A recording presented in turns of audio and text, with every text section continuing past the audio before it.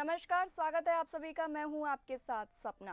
PM Modi ने किसान जनसभा को संबोधित किया। इसके साथ ही भागलपुर के हवाई अड्डा मैदान में देश के 9.8 करोड़ किसानों के खाते में किसान समृद्धि योजना की 19वीं किस्त की राशि जारी की। प्रधानमंत्री नरेंद्र मोदी बिहार के भागलपुर में सोमवार को किसान जनसभा को संबोधित करने पहुंचे। पीएम मोदी विशेष विमान के जरिए पहले पूर्णिया एयरपोर्ट पर पहुंचे, वहां से हेलीकॉप्टर में सवार होकर भागलपुर के हवाई अड्डा मैदान आए। हेलीकॉप्टर से उतरने के बाद पीएम रथनुमा गाड़ी में सवार होकर मंच पर पहुंचे। इस दौरान मुख्यमंत्री नीतीश कुमार भी उनके साथ मौजूद रहे। बिहार में इस साल होने वाले विधानसभा चुनाव से पहले प्रधानमंत्री ने खास संदेश दिया है। पीएम मोदी ने साफ संदेश दिया है कि नीतीश कुमार के नेतृत्व में ही बिहार में एनडीए चुनाव लड़ेगा।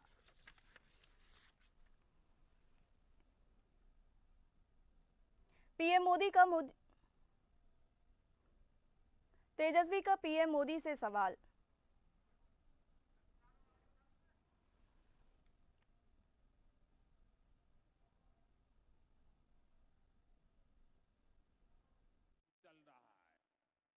इस पर 1100 करोड़ रुपए से ज्यादा खर्च किए जा रहे हैं। साथियों, बिहार में बाढ़ से भी बहुत नुकसान होता है। इसके लिए भी हमारी सरकार ने हजारों करोड़ रुपए के प्रोजेक्ट स्वीकृत किए हैं। इस वर्ष के बजट में तो पश्चिमी कोसी नहर ईआरएम परियोजना के लिए मदद देने की घोषणा की गई है। इस परियोजना से मिथिलांचल क्षेत्र में 50,000 हेक्टेयर भूमि सिंचाई के दायरे में आएगी। इससे लाखों किसान परिवारों को लाभ होगा। साथियों, एनडीए सरकार किसानों की आय बढ़ाने के लिए अलग अलग स्तर पर काम कर रही है। भारत में उत्पादन बढ़े, दलहन और तिलहन में हम आत्मनिर्भर हो, यहां ज्यादा से ज्यादा फूड प्रोसेसिंग उद्योग लगे और हमारे किसानों के उत्पाद दुनिया भर तक पहुंचे। इसके लिए सरकार एक के बाद एक नए कदम उठा रही है। मेरा तो सपना है कि दुनिया की हर रसोई में भारत के किसान का उगाया कोई न कोई उत्पाद होना ही चाहिए। तेजस्वी का पीएम मोदी से सवाल। पीएम मोदी के भागलपुर दौरे पर नेता प्रतिपक्ष तेजस्वी यादव ने तीखे सवाल कुछ पूछे हैं। तेजस्वी ने कहा कि प्रदेश में 20 वर्षों से उनकी एनडीए सरकार और केंद्र में 11 वर्षों से है। बिहार वासी उनसे झूठ और जुमला नहीं बल्कि कुछ वाजिब सवाल पूछना चाहते हैं। तेजस्वी ने सवाल किया कि प्रधानमंत्री जी कहते थे 2022 तक किसानों की आय दुगनी करेंगे, लेकिन अब 2025 आ गया। किसानों की आय दुगनी करना तो दूर, कमर तोड़ महंगाई और बेरोजगारी के कारण उनकी आय कम जरूर हो गई है। इसका दोषी कौन? बिहार के किसानों की आय देश में सबसे कम क्यों है? बिहार में साक्षरता दर देश में सबसे कम क्यों है? प्रति व्यक्ति निवेश सबसे कम बिहार में क्यों है? केंद्र की PM Shri mega textile park योजना के तहत बिहार को टेक्सटाइल पार्क क्यों नहीं दिया? प्रदेश में एनडीए के 20 वर्षों के शासन के बाद भी गरीबी और बेरोजगारी में बिहार अव्वल क्यों है? बिहार के विशेष राज्य के दर्जे और विशेष पैकेज का क्या हुआ? तेजस्वी ने कहा कि 11 वर्ष से आप प्रधानमंत्री हैं, प्रदेश में 20 वर्षों से आपकी सरकार है, लेकिन बिहार को कुछ भी विशेष नहीं मिला है और ना ही मिलने की उम्मीद है। बिहार वासी अब झूठ, जुमले और प्रचार नहीं चाहते। अब तक बिहार सबसे फिसड्डी राज्यों में आ रहा है। अपना विशेष पैकेज दिया आपने। आरंभ में क्या आपने रंगना मैदान में आपने कहा था कि कितना 1.25 लाख करोड़ का पैकेज देंगे, क्या हुआ उस पैकेज? कोई हिसाब किताब नहीं है। केवल जब चुनाव आता है तो मोदी जी को बिहार और बिहारी याद आते हैं, लेकिन अभी भी ये आ रहे हैं तो कोई नौकरी देने थोड़ी आ रहे हैं, कोई कारखाने लगाने थोड़ी आ रहे हैं, कोई ये पलायन रोकने और गरीबी मिटाने के लिए थोड़ी आ रहे हैं। ये केवल आ रहे हैं बिहार की जनता को भ्रमित रखना, चुनाव को मैनेजमेंट कैसे हो, यहाँ आ करके कुछ लोगों को इंस्ट्रक्शन देना कि इस तरह से काम हो, ये हो, चुनाव मैनेजमेंट करा जाए। ये जनसुराज ने दलित बंधु योजना पर जोर दिया। जनसुराज पार्टी के सूत्रधार प्रशांत किशोर बिहार सत्याग्रह आश्रम से अंबेडकर वाहिनी प्रदेश कार्य समिति बैठक के जरिए अंबेडकर संवाद किया और उन्होंने अपने 2 वर्ष के पदयात्रा के अनुभव से अनुसूचित जाति की समाज में क्या दशा और भागीदारी है, इस पर चर्चा की। प्रशांत किशोर ने बताया कि बिहार में जो जातीय जनगणना हुई उसमें भयानक आंकड़ा देखने को मिला, जिसमें आज़ादी के 78 साल बाद भी अनुसूचित जाति के सिर्फ 3% बच्चे ही 12वीं कक्षा पास करते हैं, यानी 100 में से सिर्फ 3 ही बच्चे 12वीं कक्षा पास करते हैं। इसलिए बाबा साहब ने कहा था कि सबसे पहले हमें शिक्षित बनना है, फिर संगठित होकर संघर्ष करना है। इसलिए जनसुराज ने तय किया है कि सबसे पहले आमूल चूक संसाधन पर हक अनुसूचित जाति के लोगों का है। जो पीछे रह गए हैं उन्हें आगे लाना है, जिसके लिए जनसुराज ने अपने 5 वादों को सामने रखा। बिहार में ज्यादातर लोग, खासकर दलित समाज के लोग, आपको अपने वोट के कीमत का अंदाजा नहीं है। आप कहते हैं वोट का बहुत मूल्य है, लेकिन वोट का कितना मूल्य है किसी को नहीं पता है। वोट का कितना मूल्य है ये किसी को पता ही नहीं। लोग गांव में जाकर पूछिए, गांव में जाकर पूछते हैं आप, हम लोग कहता है अरे वो हमारा गरीब आदमी के वोट से क्या होगा, सब लोग देगा तब न होगा, एक हमारा वोट से क्या होगा। लोगों को बताइए कि एक वोट देकर आपने अगर मोदी को प्रधानमंत्री बनाया, आपके एक वोट से मोदी जी हर साल 45 लाख करोड़ रुपया के तिजोरी के मालिक है। कितना? 45 लाख नहीं, 45 लाख करोड़। उतने बड़े तिजोरी का चाबी है आपका वोट। एक वोट देकर जिसको आप बिहार का राजा मुख्यमंत्री बनाते हैं, वो आदमी हर साल 2.5 लाख करोड़ रुपया के तिजोरी का मालिक है। पटना में देर रात एक ट्रक असंतुलित होकर एक ऑटो से टकरा गया। पटना के मसौड़ी में रविवार देर रात बालू लदे ऑटो में एक ट्रक ने टक्कर मार दी। इस घटना में ऑटो सवार 7 लोगों की मौत हो गई। टक्कर के बाद दोनों गाड़ियां पानी भरे गड्ढे में गिर गईं। ट्रक ऊपर और ऑटो उसके नीचे था। एक्सीडेंट में ऑटो के परखच्चे उड़ गए। पुलिस ने जेसीबी से शव को बाहर निकाला। घटना मसौड़ी नौबतपुर मार्ग पर धनीचक मोड़ की है। जानकारी के मुताबिक ऑटो में सभी मजदूर थे और पटना से मजदूरी करके तारेगना स्टेशन पर उतरे, फिर वहां से ऑटो से अपने घर लौट रहे थे। इसी बीच पितवांस की ओर से जा रहे ट्रक का एक्सेल टूट गया और ट्रक असंतुलित होकर ऑटो से टकरा गया। इसके बाद दोनों वाहन पानी भरे गड्ढे में जा गिरे।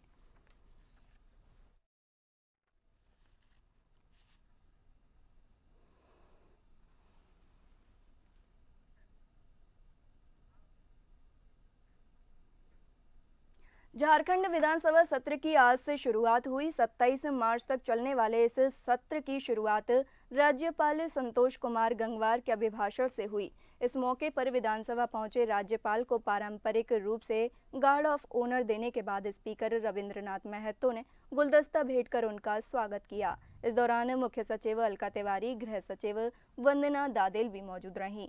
अपने संबोधन में राज्यपाल संतोष कुमार गंगवार ने राज्य सरकार की उपलब्धि बताते हुए भ्रष्टाचार पर नकेल कसने के लिए सरकार की वचनबद्धता दोहराई। हालांकि इस दौरान प्रमुख विपक्षी दल भाजपा के विधायकों ने राज्यपाल के अभिभाषण के दौरान सरकार की उपलब्धि पर आपत्ति जताते हुए नजर आए। बजट सत्र से पहले यह संभावना जताई जा रही थी कि नेता प्रतिपक्ष का चयन सदन शुरू होने से पहले हो जाएगा, मगर ऐसा नहीं हुआ। प्रमुख विपक्षी दल भारतीय जनता पार्टी विधायक दल के नेता का चयन करने में अब तक उदासीन है। इस वजह से नेता प्रतिपक्ष सदन को नहीं मिल पाया है। इन सब गहमागहमी के बीच बजट सत्र की शुरुआत हुई।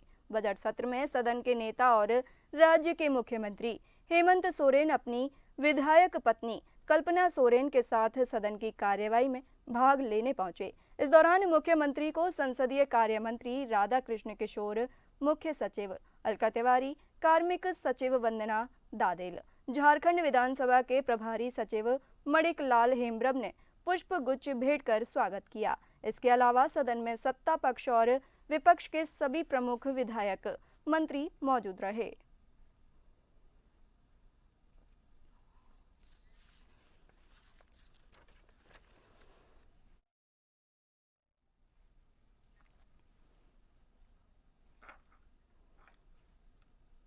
बेरमो के सेंट्रल मकौली स्थित ऑफिसर्स क्लब में झामुमो की बैठक हुई।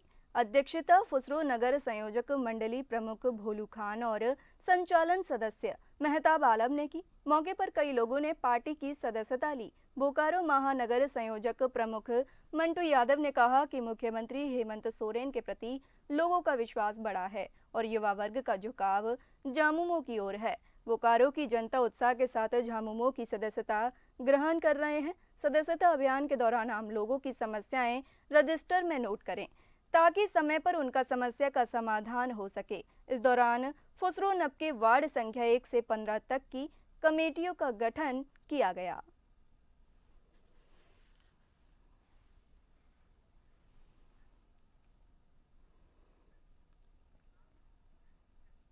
कश्मीर में एक झारखंड के युवक की मौत हो गई। बेरमो थाना क्षेत्र के कारगली बाजार निवासी 31 वर्षीय कृष्णा करमाली की मौत जम्मू कश्मीर बिजबेहरा जिला अनंतनाग में हो जाने की जानकारी शनिवार को परिजनों को मिली। कृष्णा करमाली बीते 15 फरवरी को अपने 4 दोस्त के साथ फुसरो से जम्मू कश्मीर रोजगार के लिए गया था। स्वजनों की जानकारी मिलते ही पूरा परिवार बेरमो थाना पहुंचकर पुलिस प्रशासन से बेटे के पार्थिव शरीर को मंगवाने की गुहार लगाया। स्वजनों ने बताया कि कृष्णा रोजगार के लिए अपने साथियों के साथ 15 फरवरी को जम्मू कश्मीर गया था। 18 फरवरी मंगलवार की रात वह अपने दोस्त के मोबाइल से अपनी पत्नी आरती देवी से बात की। 19 फरवरी से उसका नंबर ऑफ बताने लगा। परिवार वालों ने बताया कि जम्मू कश्मीर के इम्तियाज अंसारी नामक ठेकेदार के संपर्क में आकर करगली बाजार के 4 युवक रोजगार के लिए जम्मू कश्मीर गए थे। मौत कैसे हुई, फिलहाल इसकी अभी तक पूरी जानकारी नहीं मिली है। बताया गया कि कृष्णा के मृत शव को कश्मीर से लाने के लिए बेरमो विधायक कुमार जयमंगल सिंह की कोशिश से और बेरमो थाना प्रभारी पहल से मृतक के शव को मंगवाया जा रहा है। काम करने के बहाने ले गया और कुछ जगह पे पहुंचा, स्टेशन से पहुंचा, वहां से मालिक गाड़ी भेजा फोर व्हीलर, वहां से उन लोग में क्या मैटर हुआ ये तो हम लोग घर बैठे तो हम लोग को पता नहीं है। पर मालिक के यहाँ पहुंचा तो मालिक बताया कि आप लोग 4 आदमी आने वाले थे तो 3 ही आदमी काहे पहुंचे। तो उन लोग से सवाल करने लगा मालिक, तो इन लोग कुछ बताया नहीं कि क्या हुआ उसके साथ, नहीं बताया। तो फिर कुछ दिन का बाद थाना के द्वारे हम लोग का आया आधार कार्ड के द्वारे कि फलना आदमी ऐसा हो गया है। फिर हम लोग ऐसे में जानकारी हुआ, फिर हम लोग मदद के लिए हम लोग आए। बहुत आदमी आए, थाना आए, बहुत लोग भैया हैं जो हम लोग को मदद किए और एक दीदी थी वो भी आई थी। लेकिन अब मेरा कहना ये है कि हम अगर किसी से मदद मांग रहे हैं तो मेरा मदद मांगने के क्या है कि जो चीज़ लेट हो रहा है वो चीज़ हमको जल्दी मिले। छत्तीसगढ़ में गोल्ड कप फुटबॉल प्रतियोगिता आयोजित हुई। छत्तीसगढ़ के मुख्यमंत्री विष्णुदेव साय जशपुर के रणजीत स्टेडियम में स्वर्गीय दिलीप सिंह जुदेव स्मृति में Akhil Bharatiya gold cup football प्रतियोगिता के समापन कार्यक्रम में शामिल हुए। उन्होंने कार्यक्रम को संबोधित करते हुए कहा कि प्रदेश के खिलाड़ियों को खेल के क्षेत्र में आगे बढ़ाने के लिए सार्थक प्रयास किया जा रहा है। छत्तीसगढ़ शासन खेलो इंडिया के तहत खिलाड़ियों को ओलंपिक में गोल्ड मेडल जीतने पर 3 करोड़, रजत पदक जीतने पर 2 करोड़ और कांस्य पदक जीतने पर 1 करोड़ का इनाम दिया जाएगा। उन्होंने रणजीत स्टेडियम के जीर्णोद्धार करवाने की भी घोषणा की। सीएम ने देश भर के 16 राज्यों में फुटबॉल प्रतियोगिता में शामिल होने वाले खिलाड़ी को अपनी हार्दिक बधाई और शुभकामनाएं दी। मुख्यमंत्री ने खिलाड़ियों का परिचय प्राप्त करते हुए उनका उत्साहवर्धन किया। मुख्यमंत्री ने रेलवे नागपुर और एमईजी बेंगलुरु के बीच फाइनल मैच का आनंद लिया और सफल आयोजन के लिए आयोजन समिति को अपनी हार्दिक बधाई और शुभकामनाएं दी। प्रतियोगिता की शुरुआत 8 फरवरी से 23 फरवरी 2025 से की गई थी। 5 साल के लंबे अंतराल के बाद रणजीता स्टेडियम में एक बार फिर राष्ट्रीय टीमों के खिलाड़ियों को खेलते हुए देखकर रोमांचित होने का अवसर शहर वासियों को मिला। इस फुटबॉल मैच को देखने के लिए शहर सहित आसपास के ग्रामीण अंचल से खेल प्रेमियों ने खेल का आनंद लिया।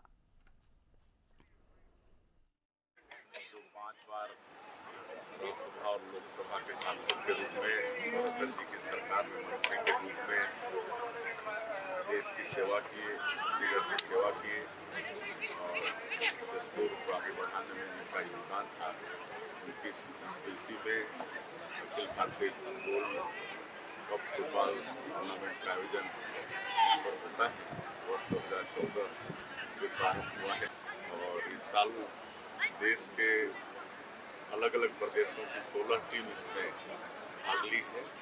ये हम जसपुर वासियों के लिए गौरव की बात है। आगे की इसका आयोजन होता रहे। टाइम पर इस मैदान को और अच्छा बनाने के लिए जीर्णोद्धार की घोषणा की है। पर कुछ चेंजिंग रूम वगैरह की आवश्यकता है, तो सब जल्दी आवश्यकता करेंगे।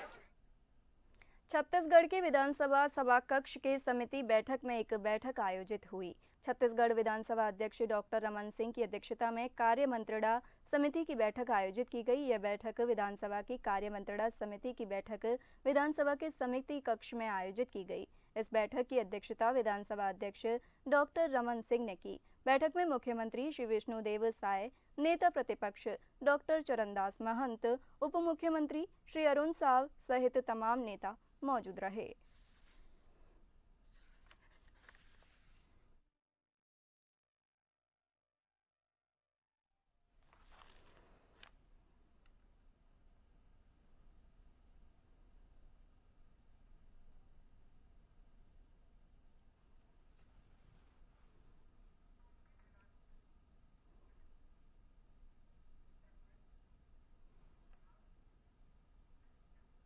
छत्तीसगढ़ के बिलासपुर में एक निजी स्कूल में छत्तीसगढ़ के बिलासपुर में एक निजी स्कूल के वॉशरूम में रासायनिक पदार्थ से विस्फोट हो गया। इस घटना में चौथी पढ़ने वाली कक्षा छात्रा घायल हो गई। बच्ची का इलाज हो रहा है। स्कूल प्रबंधन ने सोडियम या अन्य रासायनिक पदार्थ के प्रयोग का शक जताया है।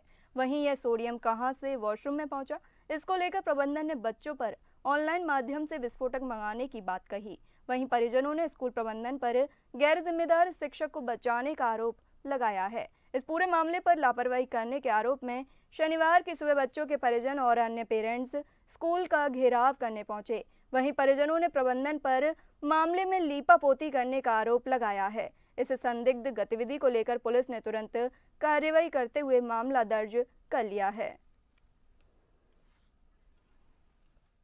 जिस तरह से हम लोग को विधिवत जो करना था, हम लोग बच्चों के साथ वही कार्य किए हैं और उनको जो इंस्टिगेट करना है उसको हम लोग स्कूल से बाहर कर दिए हैं अभी। और जो सज़ा देनी थी स्कूल की तरफ से और मैनेजमेंट की तरफ से उसको सज़ा के रूप में उन्हें दे दिया गया है। आगे की कार्यवाही जो भी किया करना पड़ेगा या तो जैसा भी विधिवत होगा उसी को हम लोग वहन करेंगे। कितने छात्र इसमें शामिल हैं? छात्र कितने, छात्राएं कितनी हैं और क्या एक्शन लिया गया? इसमें 2 छात्र और 4 छात्राएं शामिल हैं। जी, क्या एक्शन लिया गया है? उनको स्कूल से निकाल दिया गया है। क्या वो एग्जाम देने पाएंगे कि नहीं? अभी एग्ज़ाम की बात अभी नहीं सोचे हैं। जब कोई अभी तक स्कूल से निकाल दिया गया है, एग्ज़ाम की बात तो नहीं आती है। जब कुछ रिएक्शंस आएंगे या तो पिता को रिक्वेस्ट किया जाएगा तो देखा जाएगा। एक बाइक सवार की हत्या का सनसनीखेज मामला सामने आया था, जिसमें एक व्यक्ति ने ओवरटेक करने की रंजिश में उसे मौत के घाट उतार दिया। यह घटना रविवार 2 फरवरी को खारगर के उत्सव परिसर में घटी थी। इस मामले में खारगर पुलिस स्टेशन में मामला दर्ज किया गया था। मृतक की मौत सिर पर बार बार हेलमेट मारने से हुई थी। इस घटना का वीडियो सोशल मीडिया पर वायरल हो गया था, जिससे लोगों में आक्रोश फैल गया। आरोपी की जल्द गिरफ्तारी की मांग को लेकर नागरिकों ने विरोध प्रदर्शन भी किया। मामले में शामिल एक आरोपी को पुलिस द्वारा पहले गिरफ्तार कर लिया गया था, लेकिन पुलिस एक मामले में एक दूसरे आरोपी को गिरफ्तार कर लिया। इस मामले की आगे जांच की खारगर पुलिस द्वारा जांच की जा रही है।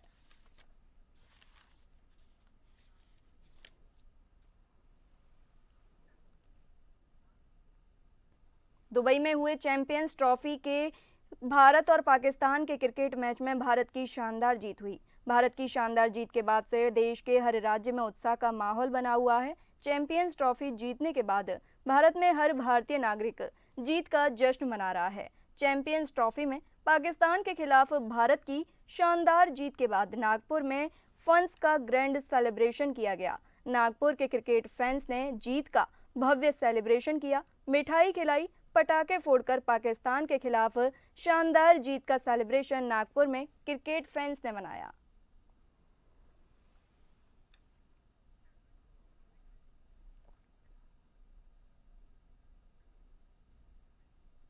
मेरे साथ इस बुलेटिन में इतना ही। नमस्कार।